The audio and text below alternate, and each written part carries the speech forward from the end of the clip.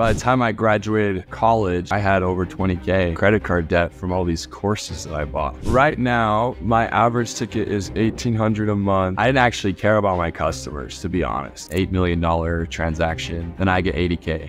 I'll do that all day long. There's three things you gotta have for a really good email campaign. I wish I would have known that when I was really starting and learning. I love owning an agency and I love what I do. It's so fun. If you want serious results for your agency and make serious money, then you have to take it seriously.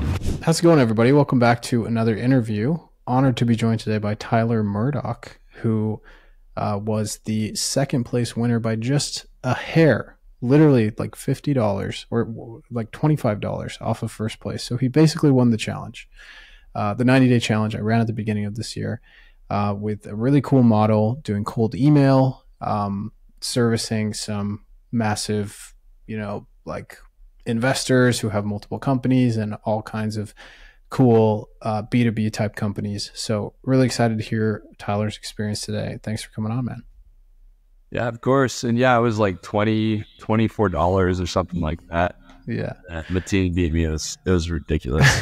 Before we get into today's episode, I'm super excited to share with you a little bit about one of our sponsors on the podcast today, Riverside. If you are a content creator or a podcaster and you're tired of your recordings with guests who sound like they're speaking with you through a tin can, then Riverside is for you. We've all been there. You're ready to do the interview. You've got your questions ready. Your guest is all set to go, and then your internet connection is unstable. Message ruins the entire recording. With Riverside, you can get rid of those internet issues and choppy audio and have clean sounding recordings effortlessly. You see, the interesting thing about Riverside is that they record each part of the episode locally on that person's device, and then they upload it to the cloud, so you make sure not to miss anything, even if it's the other person's fault. And by the way, this episode was actually recorded on Riverside, so you can see the quality firsthand. But that's not all. Riverside's amazingly user-friendly interface is super easy to use, which allows you to spend less time troubleshooting technical difficulties and editing your podcast, and instead spend more time speaking with amazing guests and getting recognized for your valuable content. It can be used for podcasts, video interviews, video marketing, panel discussions, talking head presentations, and live broadcasting. And not only does it just record all of those things, it has a ton of other built-in features that make it a no-brainer for podcasting and video. Things like AI transcriptions, editing a video by removing text, AI clips, captions, and an awesome short-form video editor built right in. And they even recently came out with a feature that auto edits the long silences out of your podcast to the perfect length. It really is your all-in-one online video and podcast studio. And if you need more convincing, Gary Vee, Guy Raz, and Ali Abdaal all use Riverside for their content and podcasts. But the very best part is that I've teamed up with them to get you guys 50% off any plan. And to get that discount, all you have to do is click the link below and enter the code It's Keaton at checkout. Thanks so much, Riverside, for sponsoring this episode. And with that said, let's get started.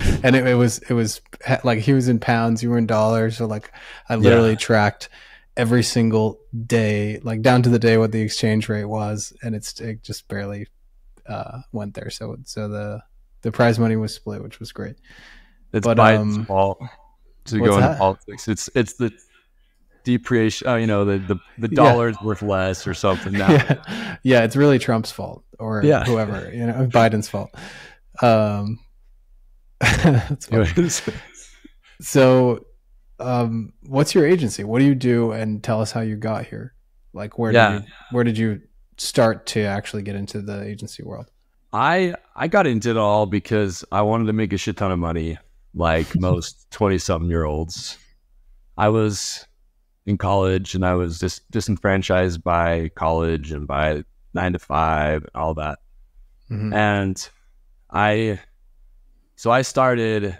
Actually, Keaton, like I started my first agency probably around the same time as you in 2019.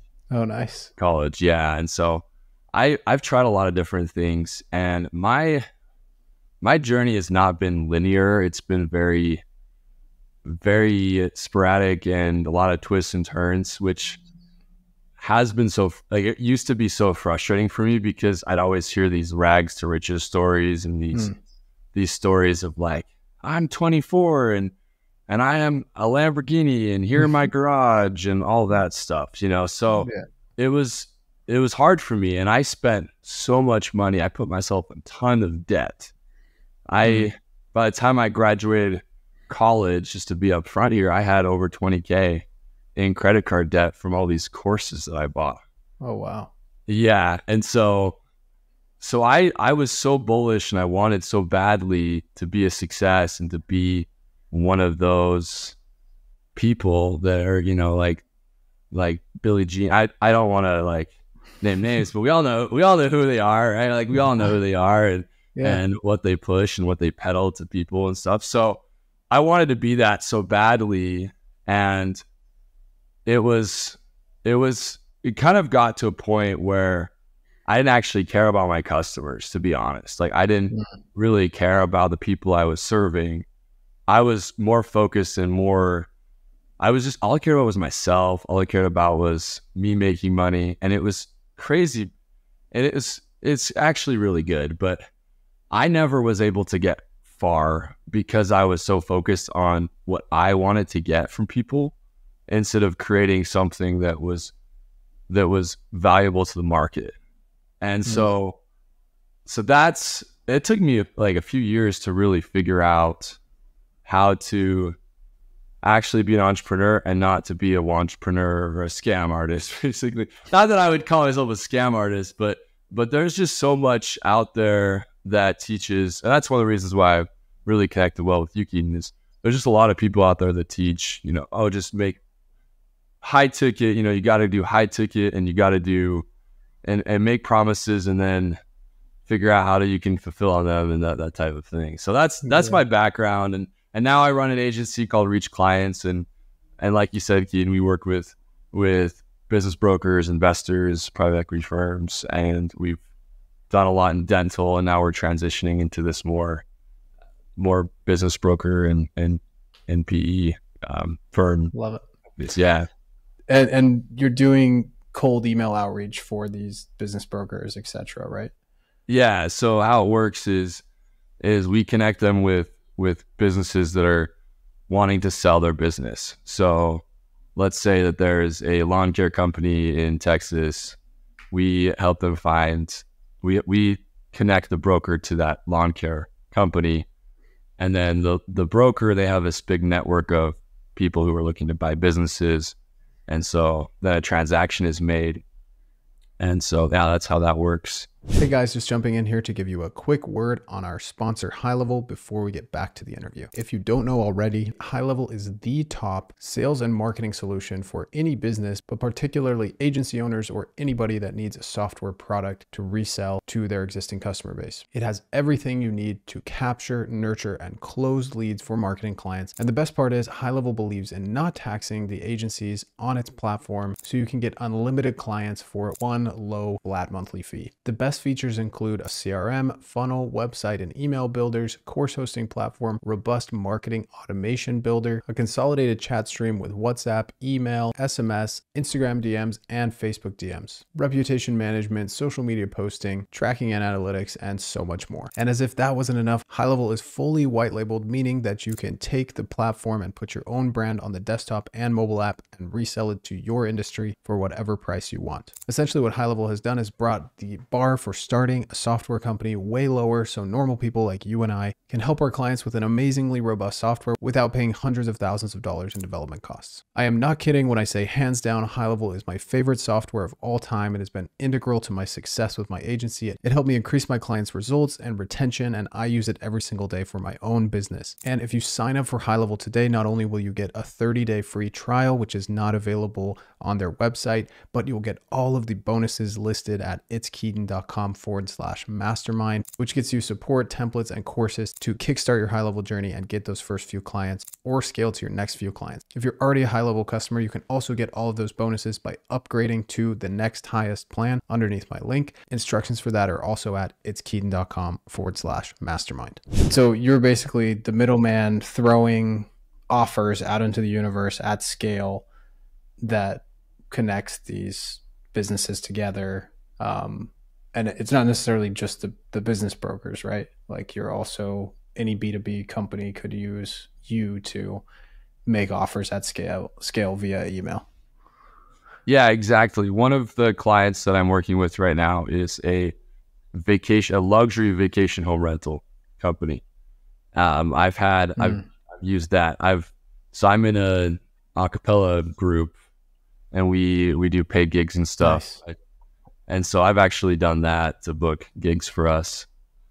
So you can use cold email for Oh, cool. a lot of different things. So it's not just the traditional, okay, like marketing agencies, or I see a lot of marketing agencies do use it, or what else, like software. I used to work as an account executive for like Google. I was doing stuff for them as like Yeah. as a job for a while, and you always do cold email there, but you can be really creative about it. You don't have to be. If you sound like you're everybody else, if you sound like everybody else, you're not going to get anywhere. No one's going to reply to your emails. So it's always about finding that unique messaging. And I always say it's like there's 3 things you got to have for a really good email campaign. That's a good list, a good story to tell, and you have to set everything up technically correct. And that's our formula and how we do it. So yeah. Very cool. So I want to go back to like how old were you when you were, I assume just like me, watching How I Got Rich Overnight YouTube videos, and what was the first client you actually ever sold, and like what was the first money you made online, and how did that pan out? So it was actually a neighbor of mine who he had an e-com store for a product he invented. Okay. And then my second one was another neighbor who was a personal trainer, and it was like $300 or something. And I didn't know what I was doing, and I was doing Facebook ads at the time, and it was like right at the height of that before it started going downhill. And then there's the iOS 14 just killed it. No, it didn't. Sorry. I know a lot of people do Facebook ads, but that's when I decided to pivot out of that. Got it. But yeah, so those were my first clients, and it was weird. I was in a dorm room, and I had 2 roommates, and they were always so confused at why I was like always on my phone, and I was like working overtime so to try to get these clients results and that kind of thing. So yeah. Got it. And at one point throughout this, you got married and had a couple kids, right? Yeah, so that was in 2020. So it's weird. So I did that. I did the agency thing, and then I got into like, how in 2020 there was like the whole coaching thing where everyone was becoming a coach. Yeah, so I started picking up like life coaches and as clients, and like teaching them things I learned from an agency standpoint. And they were like all these like really broke middle-aged women that they didn't know they didn't know how to use Canva and stuff. Like that's what I was doing. So You were teaching them Canva. Yeah, I was teaching them like Canva and like how to sell, like how to actually like have a sales call, and just like really basic stuff like here, post on Facebook. And anyway, it was fine, but I just got to a point where I hated it, and so I stopped. But that was right when I got married. So I got married in 2020 during COVID and all that. And yeah, so that was interesting, but it's just like it's not just like a straight shot. That's what I just have to say, because I wish I would have known that when I was really starting and learning, because it's so easy to compare and to think, oh, I'm so behind, or all these other people are so ahead of me or whatnot. But the thing is like nobody ever advertises all the clients they have that they don't get results for. It's always like the clients that they get really good results for, which, I mean, obviously like you got to get great results for your clients, but everyone has those clients that they're not able to get great results for because they are still figuring out how to do it, or for a number of reasons. So yeah, I appreciate that sentiment. I think more people need to hear it. So at one point you had, or maybe multiple points throughout this journey, you had jobs, right? So were you always kind of like working a job and doing the agency / coaching on the side, or were you full-time at any point? Yeah. So I was in between jobs. I I didn't always like, I never wanted to have a job, but I felt like a lot of times it was necessary in order to make sure that I wasn't getting into that mode where I felt like I had to get clients. So I'd say anything and everything to get them to sign on with me, you know, Yeah. because that's where your reputation is the number one thing that will get you more clients, because your clients will talk and they'll say, man, this guy was amazing. And then they'll come to you. I was just on a call with a client and they're like, yeah, I was talking to you about someone. So, but if you're so focused Nice. on just covering your own ass because you don't have a job and you have too much of a, and I've been there, that's why I'm saying this. Like if you're in a place where you're like, I have to be full-time because I'm not successful if this isn't my full-time gig or whatever, you're going to put yourself in a really tough spot because you're going to be desperate on your sales calls. You're going to come across as you're just needing them to buy, which no one wants to. That's a huge red flag for any business owner that a marketing agency needs you to buy their stuff. And also it can affect your integrity. So I would just say like that's what I learned. I did a lot of jobs in sales, a lot of jobs in cold email. Actually, like a lot of it was just like SDR sales stuff that then helped me to learn more how to do cold email. Yeah. It's so interesting because it's like we talk so much about human psychology and sales. Like, here's how to do your marketing. Like, here's how to influence people to get what you want or like sell them, right? But we don't talk enough about it in terms of like how our everyday circumstances affect the psychology of running a business. And I've heard it in terms of like, you know, if your back's up against the wall, that's the worst time to start a business. I think it depends who you are. Like certain people are just like wired differently and they'll only do something when their back is against the wall. But I think every single one of them, if you ask them, would say, yeah, I said some things I regret. I sacrificed my integrity a little bit on this call or that call to try to get ahead. And that will have varying levels of remorse. But when the sooner you can get, if you're trying to go from W-2 potentially, or maybe even part-time work to running your own thing, the path forward that gives you the most abundance is probably the best. Meaning the less you need the money, the more relaxed you're going to be about the sales call, and the drive is going to be coming from within you instead of from without in terms of circumstances. And you'll probably look back with less regret on some of the things that you thought were okay in the moment. Yeah. But yeah, it's starting a business is it's a masterclass in human psychology, your own psychology of overcoming each of those mindset hurdles to get to the point where you can operate from the highest level that you're capable of. Oh yeah, 100%. And I did become full-time in about the time that the challenge started, a little bit before then. Okay. And what I did there was, so my second son was about to be born. He was born in January during the challenge. Mm-hmm. So, and we were living in a basement apartment because we were saving and it was like really, really cheap rent. But I just wanted so bad to get out of that house, like out of that environment, so we could get into a house and get into a place that has a lot more space for us.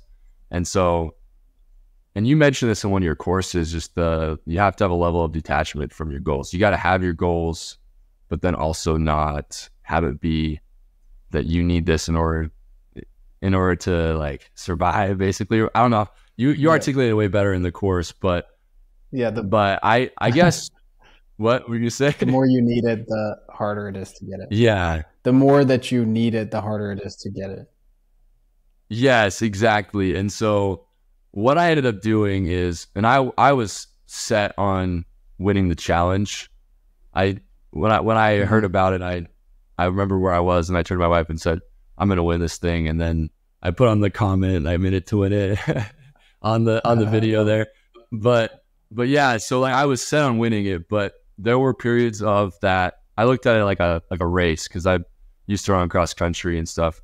And I looked at it as, okay, I have to pace myself, and I have to realize that there are going to be parts of it that I'm going to feel like not putting in the effort, and I'm also going to have to let go of the variables I can't control. There was one point, and I remember we were talking, and I had 10 sales calls and none of them closed. And I was like, this is so dumb. Why are they not closing? And then I had other periods where I had less calls and more closes and different things. And so I just had to like get to a point where I was okay with whatever the outcome of the challenge was, and also just put forth all my effort that I can. And remember that there's so many things. That's the other thing is, as entrepreneurs, it's so easy to like get so obsessed over this result of making X amount of money. But, you know, there's so many variables outside of our control.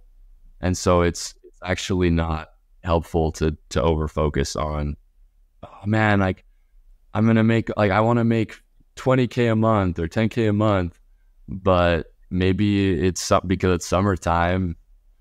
I was just talking to someone else, maybe it's summertime, so maybe people aren't going to be as interested in getting on a sales call because they're at a family reunion or something, you know? So like, Yeah. that's the way I approached the challenge as well. And I just thought it was amazing. Like, it was just such a cool experience for me, and it helped us to actually move now. So right after the challenge, we were able to move. That's great. Bigger house and have another car. And so it's been amazing. So. Love it. That's great. What did you learn, and what changes did you make during January, February, March that impacted the growth that you had? Like, where were you at beginning of January, and then what did you do, and where'd you end up at the end of the challenge? Yeah, so where I was at is I had some clients, but they weren't paying me that much, or they weren't giving me, like, I was putting a lot of effort. They were then moving the goalpost on what we needed to do in order to get to a retainer. And so eventually I just was like, hey, this is the date. I sent out a letter. I said, hey, I sent an email to all of them. I'm switching my monthly fee to this amount each month. And if you want to stay, then great. If not, let me know, and we can offboard. And that worked really well, to where I was able to get an increase in revenue. And then what happened was, did everyone stay? There were two that didn't, that I was actually really surprised about. One that we were killing it for, and it was for like Invisalign equipment sales, so like an iTero machine. So those are like 40K or something. We were killing it, but this person didn't want to go forward, and I was surprised. But, you know, you're always like, I realized that, like, I'm not ever gonna always know which ones, because one of them we were doing kind of average, a little lower than average results, but he stayed with me for a long time, you know. So but yeah, so that was one of the changes. The other change was that I figured out that I was having a lot of unnecessary meetings with freelancers, and I was putting too much of my money and my time into these freelancers that in work that I really could have been doing on my own. So that was a big one that I had to switch over.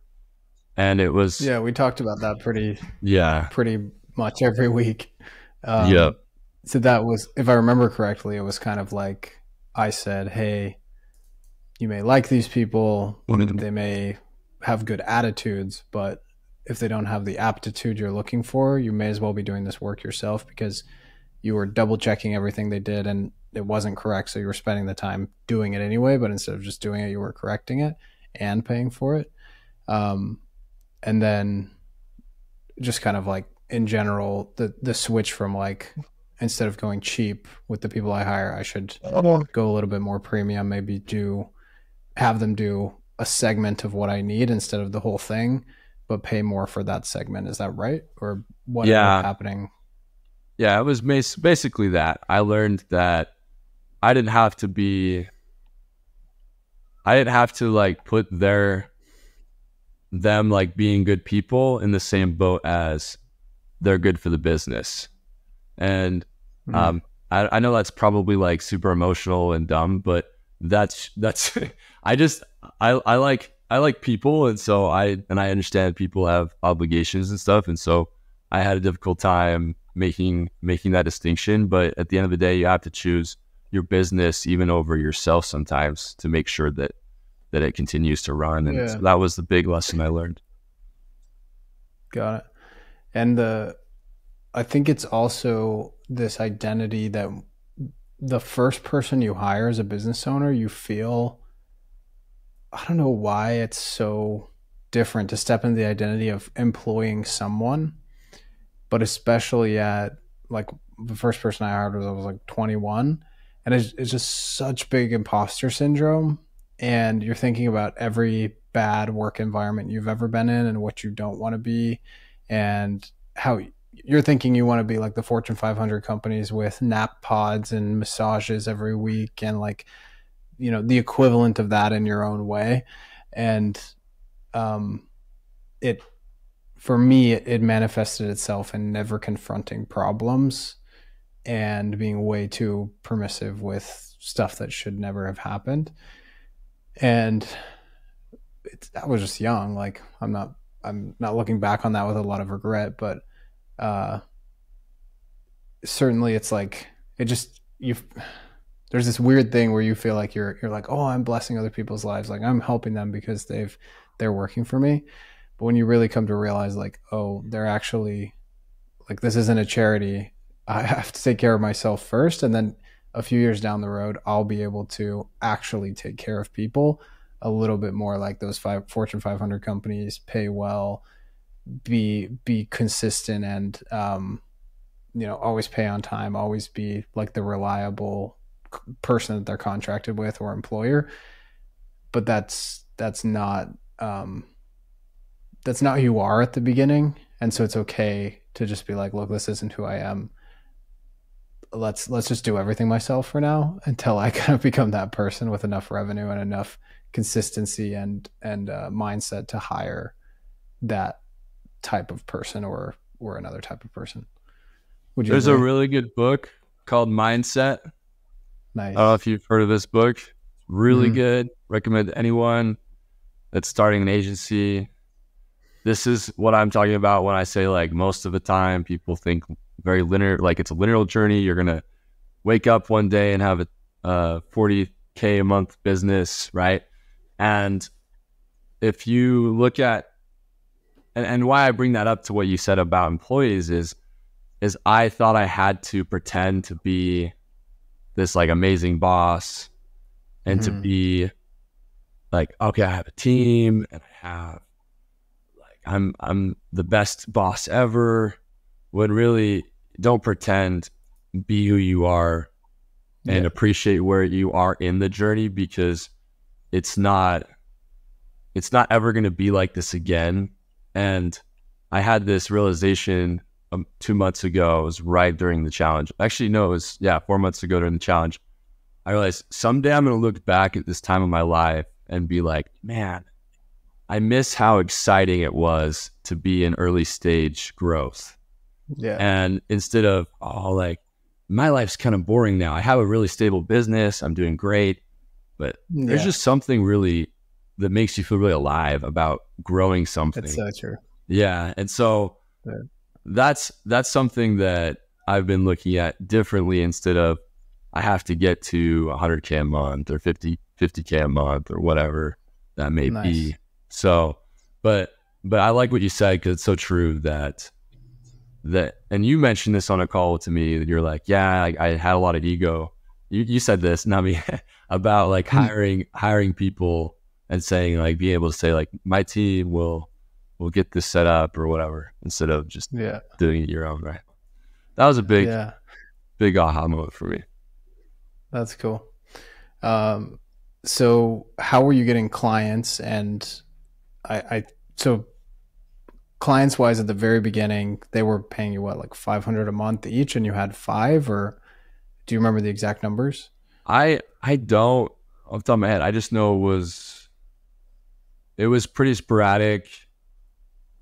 There Mm-hmm. were some that were I tried to do the setup fee thing where Mm-hmm. it's like setup fee and then I get you results and then you pay me. And I did that a little bit in September and October, and I realized that I was not nearly as motivated as I thought I would be after I got that setup fee.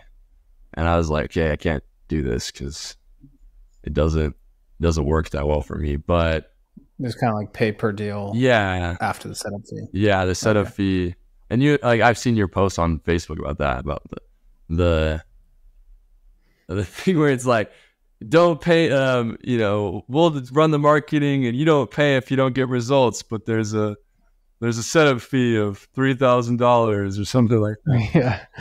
Yeah. that type of thing. But no, I can't remember. I just know that it was like one paid $900, one paid Okay. like 400 or something like that, and then Okay. yeah, So you had transitioned away from setup fees and performance deals down to like lower retainers. Challenge hit, and you're like, okay, this is the time to like go hard. Um, how were you getting so many sales calls? Because that didn't seem to be a problem for you at all. And then, yeah, so let's talk about that first. yeah. The number, how what was your goal for sales calls in a week, and how were you getting them? Yeah, so my thing was, okay, I want to make my thought process was if I make as more offers than anyone else that's doing the challenge, then I'll win. That's what I thought. Nice. And so what I did is I focused on cold email, of course, and then I focused on LinkedIn. I had a pretty good LinkedIn presence, or I do. So I used that, and then I made content, and I did focused a lot on testimonials. So I showcased a Mm, lot of testimonials on my LinkedIn, and I did screenshots of text messages that I got from clients, and then I told the story behind that. So I would get comments like, "I really love your testimonial post. It's funny that you just put a screenshot." But then I would take the take the framework, and that was just to get their attention.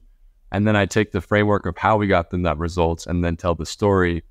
And often people would just reach out and book a call with me after seeing those type of results. Other things that I did was I had clients that referred people to me as well. And hmm I noticed that there was one investor that was referring a lot of different businesses to me. And that was really awesome. So that's when I started to go after more of the investors and the brokers because they had that connection with businesses. And that's how I've evolved to what we do now. So Nice. And how many clients do you have today, and what's the average ticket? yeah, so right now my average ticket is 1,800 a month, and we're actually in the process of switching it to a commission basis Okay. plus $400 retainer. And the reason for this is because we're serving a lot of brokers and we're hmm connecting them with multi-million dollar deals. And so I'm looking at, I have a base now of clients that are our clients are all on that place, and now all the rest of them are going to be in this new model because I'm looking more Okay. Nice. long term of how I can make more money. Because like if I get an $8 million transaction from a broker, then I get 80K. So I'll do Yeah. that all day long if and then we're aligned as well on that. So Love it. yeah, Yeah. The performance thing I don't think is like, some people may hear all my stuff and say, "Oh, like I don't believe in performance." I don't believe in it for most local business stuff. The only people I've ever seen pull it off successfully are more experienced, and so it's like it kind of works as a foot in the door if you're just first getting experience to like get your first few clients in. Um, but then I think it's cool that you're going back to it because it does make sense. You're not afraid of it. It just wasn't the right timing at the beginning, and it wasn't the right niche because you were more in dental at that time. Um, so I like the critical thinking there. Yeah. Um, how many clients do you have right So I now? have 12 clients, and Sweet, most of those are on like a retainer. But what love it. what I am seeing as is like, okay, I can still do the retainer. So the retainer Hmm. fee is for more of the ones that are heavy lifting, a lot of my time, those type of clients. But then the brokers and those ones I've nailed down so easily, and I've been able to figure out how to get predictable results for them in a really Yeah, low. It's like lower energy for me, lower time, and so that's why I've yeah, I've switched it to that model, and I have the 400 instead of very cool. 1500.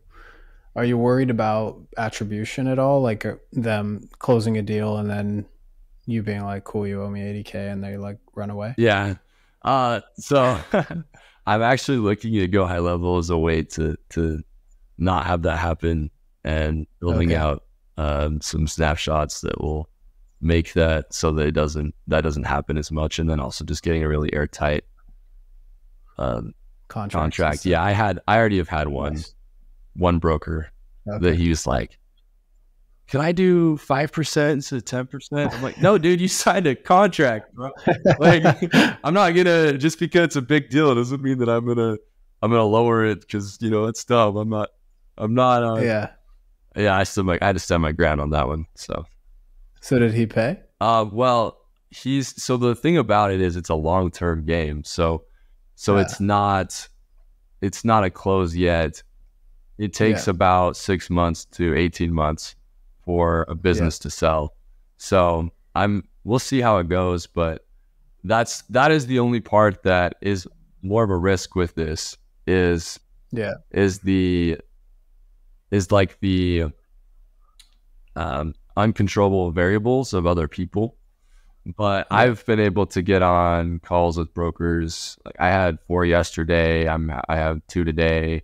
I'm able to get Nice. on a lot of sales calls, and so I'm able to field. It's like I'm being more selective of who I work with. If they're Nice. honest, if they seem like they they're not greedy, or they actually are well established as a broker, those are the ones that I pick, and then I Nice. just give them the proposal, and yeah, so that Cool. works. So another thing we talked a lot about during the challenge was fulfillment, and this kind of had to do with like I have a team, like you were passing things off to the team that then were resulting in poor results or unpredictable results for clients. What was the process of like taking the focus off of the promises and the hype of like, hey, I'm going to have this agency that does this, and instead focusing on the results? How did that feel for you, and what specifically did you start focusing on, and what changes did you make? So what I focused on, what I changed was the first thing I did was I realized that if I'm not able to get results from my clients, then my turn is going to be really constant. And so Yeah, what I did is I put time aside every day to, instead of just like giving it to a VA and saying, here, your job is to do fulfillment. I actually went through and I made sure that I had my boots to the ground on every campaign, and that I was looking it over, and I was the one. I just had to stay more involved. And one of the things that I realized is that the 40-hour work week or whatever, right? Sometimes it's like, okay, like you replace yourself and then go live on the beach. Well, I realized yeah, that there's a lot of, and and and this is with maybe humility. I say this, I don't know, but it's hard to replicate me in what I mm, know with someone else that doesn't have the training that I have.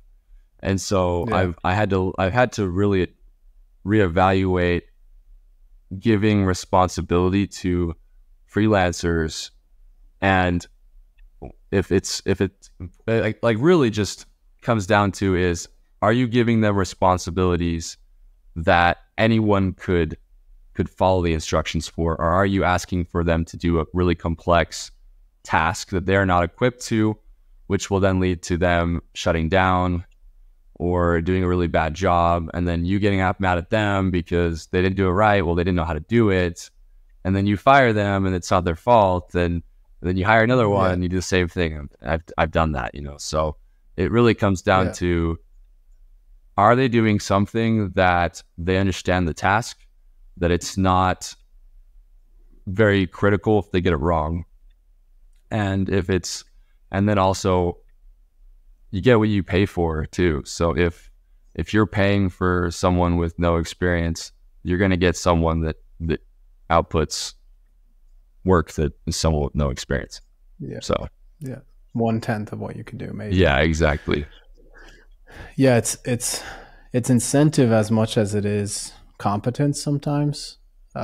Because for me, I'm like, it just doesn't make sense for me to hire somebody that I'm not going to pay the equivalent of minimum $100,000 in their country. So if I hire in the US, minimum I've got to pay them $100,000, because I'm not going to find anyone at the quality and the level of caring below that right now. Like, it's just not, it's the reality of the situation. Like, maybe in an appointment setter role, maybe in a couple other things, but then you're dealing with, like, if you were able to pay all of your appointment setters $100,000 a year, let's say they're in the US, like, watch them sit up, show up on time, be perky and excited, and not annoyed, and like all the things that you hate about employees. Like, I saw this meme the other day. I was like, I don't know, it was something about like maybe everyone's like, business owners, like, nobody wants to work, and all the employees are like, well, maybe we just actually want to work for like a decent amount of money. And it's true. Like, we're the greedy 21-year-olds that are like, we just want to make a ton of money. Other people aren't that different. Like, they may not want the risk, but they want to get paid well. And the good thing about geo arbitrage today is that we can do that with minimal risk, because we can, good news is $100,000 in Latin America is like $20K a year, which is totally reasonable to pay for somebody who has a ton of experience. So, just such an important point and big misconception. Like, $2 an hour VA, I'm like, no thanks. Yeah. Like, no thanks. They probably don't respect themselves enough to charge a little bit more. Therefore, they don't have enough experience for me. And, we'll go on to the next person. And it's just, you're paying for time off and peace of mind eventually. Is really what you're paying when you hire somebody. So why would you give yourself more headache and more work by hiring somebody without experience? Yeah, it's so true. And you're also, one of the things I found as well, and this may not be true for everyone, but I also got a little bit, I found that I like to mentor people. And so I would hire them, mentor them for my ego, and them not produce the best output, and then I would fire them because clients would be pissed. And so it's just really about making sure that you're putting your clients, your customers first, and that's why you're running the business. It's not for you to have a lifestyle on the beach. It's not for you. It's a responsibility in a lot of ways. It's not for just to say you own a business either. But I mean, it's great. Like, I love owning an agency, and I love what I do. It's so fun, and I don't want to sound like I don't like it. It's amazing. It's just also, you have to remember that if you want serious results for your agency and make serious money, then you have to take it seriously. And what that looks like is putting your clients first. That's a quote right there. The serious results, you have to take it seriously. Frame that and put it on the wall. There you go. So what does your team look like now, and how does the assembly line work for a new client? Yeah. So how it works is I only work with freelancers, and it's by project. I used to do hourly, I don't do that anymore because I figured out that I was incentivizing people to act like construction workers and or lawyers instead of outputs. So I do it by project. I give them an instruction on a Google Doc. They then respond and Slack that they understand it. And then once they've completed the tasks, I take a look at it and we're good to go. So I work with 4 or 5 different freelance companies, freelancers, but so that's really how it works. But now I don't really have what I would consider an employee because I don't think that I'm quite there as far as revenue and what profit margins I want for my family. Yeah. And so I'm waiting until I hit more like a, $30K a month or whatever in order to then actually bring on an employee. So that's the difference. Cause really you got to look at the margins too, right? You don't just, make. And with projects, you're paying for the setup, which is the most time intensive thing for you. And then your profitability goes up because you're not like, you can rehire them for something that needs to happen, but it's not like, oh, I'm paying you every single month, even if you're not really doing that much for this client. Exactly. Yeah. Because what I was finding was, this was something as a side note here, is I was having them do reports for me to look at. And I recently, this was like in April, I audited all the hours that were, because I just barely made the switch actually from hourly to project. And I was looking and I was like, you spent 15 hours on dumb reports of your week. That's like half of your week was on building stupid reports. And so it's just like also looking at it and okay, what are you actually paying for? That was we still got 15 minutes. Okay, cool. Yeah, that makes a ton of sense. And the other thing that I like about that model is you're growing with your own identity. Like I think I would have been, in fact, I was a lot better off. I was just less stressed and I didn't feel like I had the weight of the world on my shoulders when I was like, I don't have to pay. I just have a contractor who's, I have a good relationship with and they're expecting more work, but it's not like, yeah, I'm paying your social security taxes. I know about how many kids you have. I know about blah, blah, blah. Like it's you're working with someone who understands that they're self-employed, which eventually I think getting to employing people full-time is fine. And you grow into that. But when you're at your stage, it's not necessary, but it's also a lot of unnecessary stress, in terms of mindset. Well, especially when you have to be agile in your first few years, because a lot of things are changing. And for example, the change that I'm making with commission, base plus commission structure, onboarding more clients, lower retainer with higher chance of a bigger payoff at the end, right? If I were to have employees for that, they would be up in arms. I'd have to basically retrain them on everything.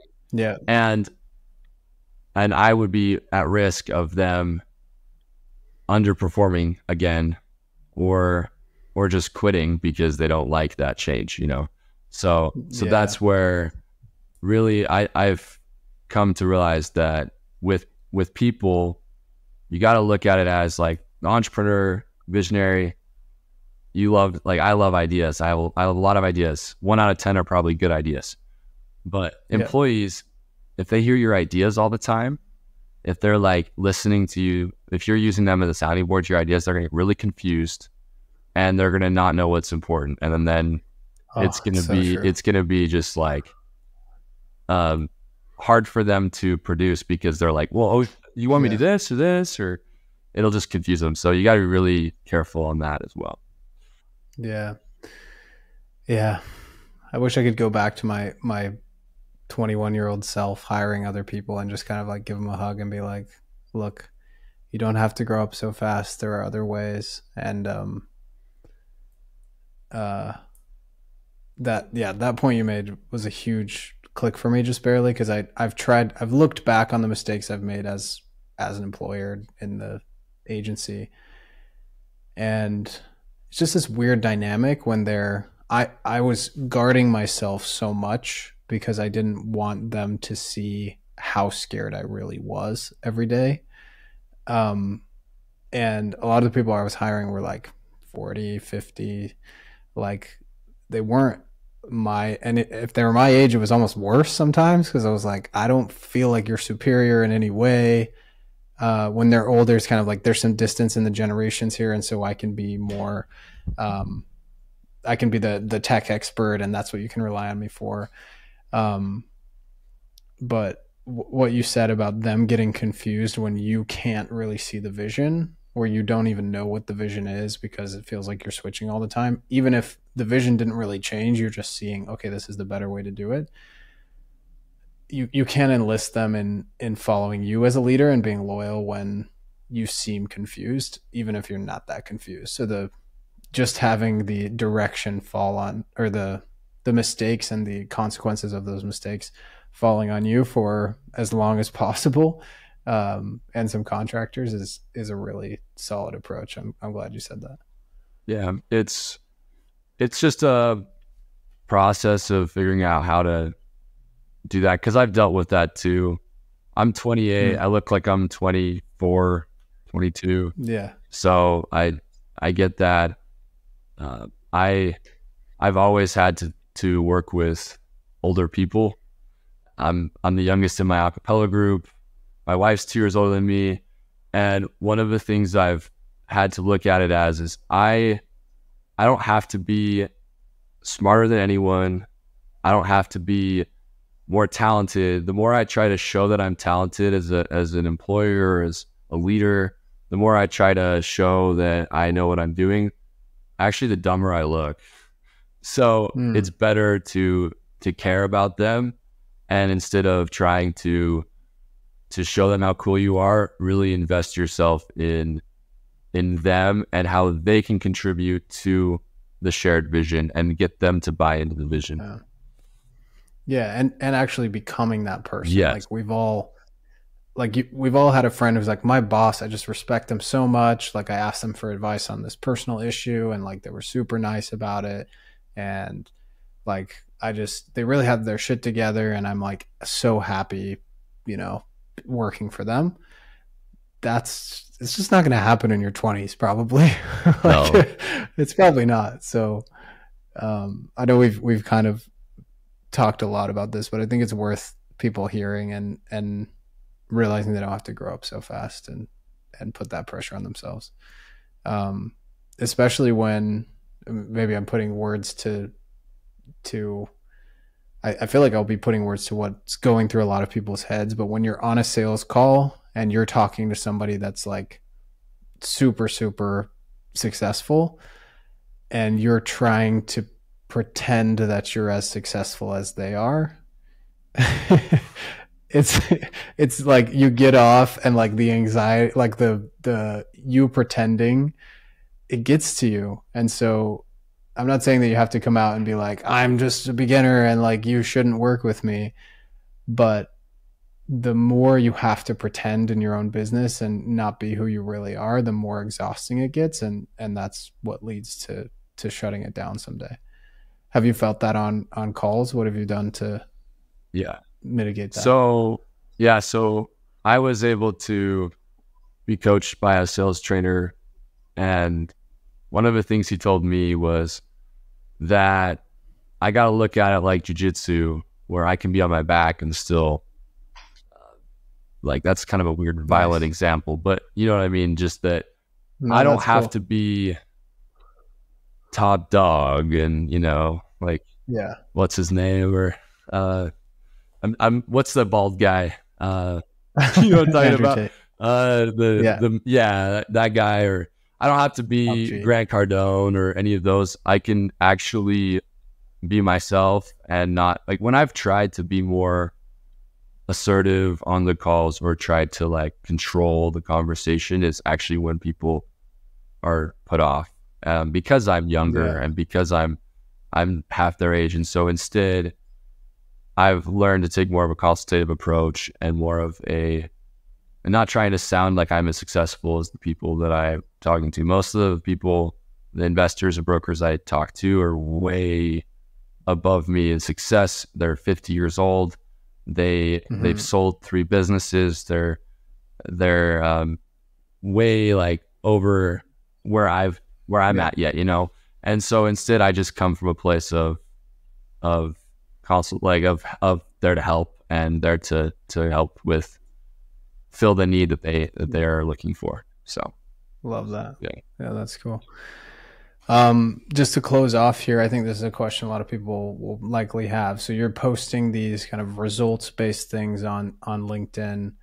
I think we sort of had you move away from like, here's how to do cold email, and instead here are the results from cold email. I don't know if you remember that being something we talked about. I think it was. What's the process like for someone to book a call? Is it literally just a link in your bio that says book a call with me here?